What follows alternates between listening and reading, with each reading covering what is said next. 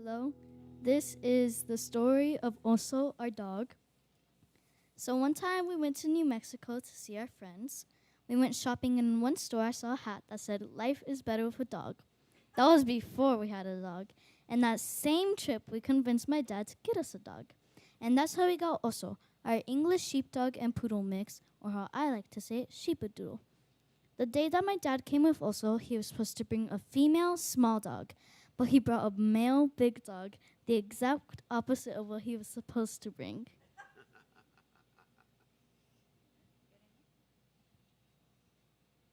I'm going to tell you about some things Oso likes. Number 1, he likes to eat a lot. 2, sleep. And 3, play tug of war. 4, go on a walk. And last, likes to go on car rides with his mom. Now I'm going to tell you some stuff that Oso doesn't like. Number 1, asparagus. Number 2, the kennel. And 3, being alone. Yes, that's true. Also was not exactly what I asked for, but he was exactly what we needed.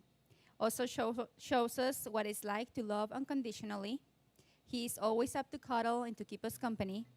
And I can say that the Pecha Corral family agrees that life is better with a dog. Hello, friends of the Abbey. I am Samantha Livermore. For those of you that have not seen me before, this is my husband, Casey. And this is our little pony, Jasmine. We're going to see how she does standing up here for this.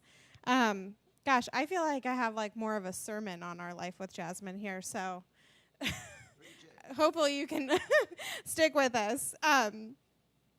So I know that everybody says that dogs love unconditionally, but I'm going to issue a little challenge to that because honestly, I don't know if that's how I would describe their love.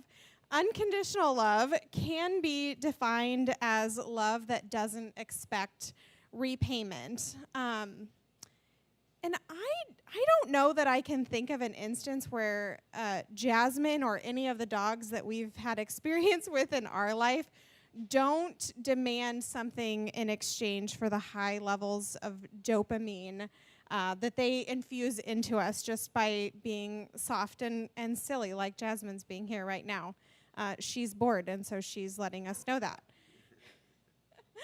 For example, you should hear this girl chew Casey out in the morning if he forgets to make her a fried egg, okay? Because he's started that with her, and now it's a thing. And if she is demanding to have pets when I'm on a Zoom call, again, she's expecting some payment from me immediately.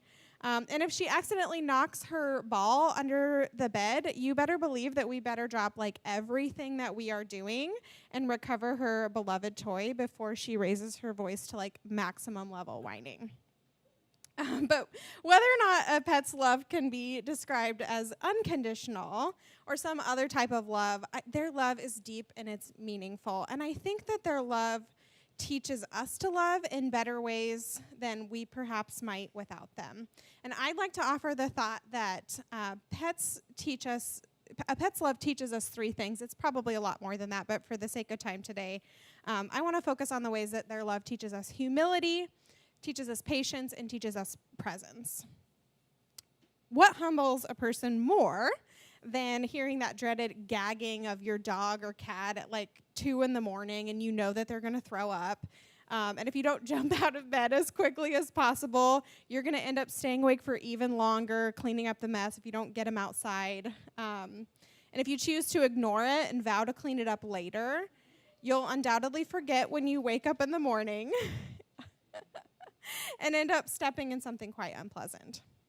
And then there's like the poop, right? Because no matter what kind of pet you have, a dog, cat, bird, bunny, like you're going to have to clean up poop. And I think in the same way that parenting human children humbles us in that way of changing diapers and enduring like spit up on all your outfits, we're humbled through the daily care that we offer lovingly to our pets.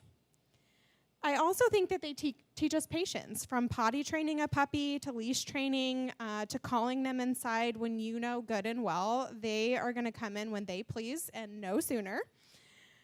Pets stretch and grow our patience as we learn that gentle words of encouragement and kindness will get us much further than yelling and threatening to leave them outside all night if they don't come in right this second. That actually happened last night to Casey.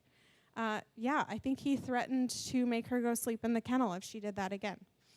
But they just call our bluffs because they know that we're wrapped around their little paws, or in Jasmine's case, giant paws.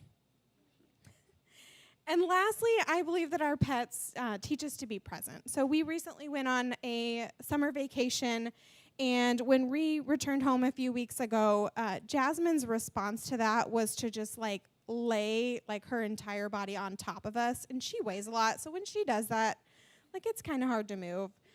She wasn't taking any chances of us leaving anytime soon, and it just reminded me of the times when our human babies were little and they would fall asleep on you on the couch, and you'd just end up laying there for hours with your arm falling asleep because you didn't want to move and disturb their sweet sleep. And I feel the same with Jasmine. When she's offering her presence to me, I find it hard to give anything else much attention.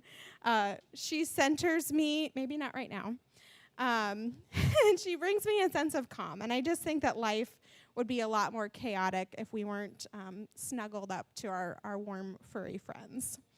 So all three of these points, the way that pets teach us humility, patience, and presence, I think that can also be said of children.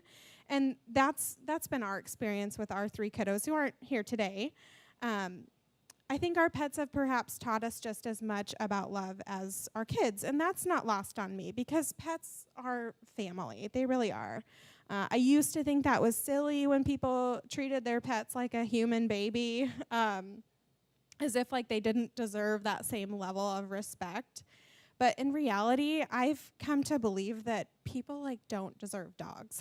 They're too good for us.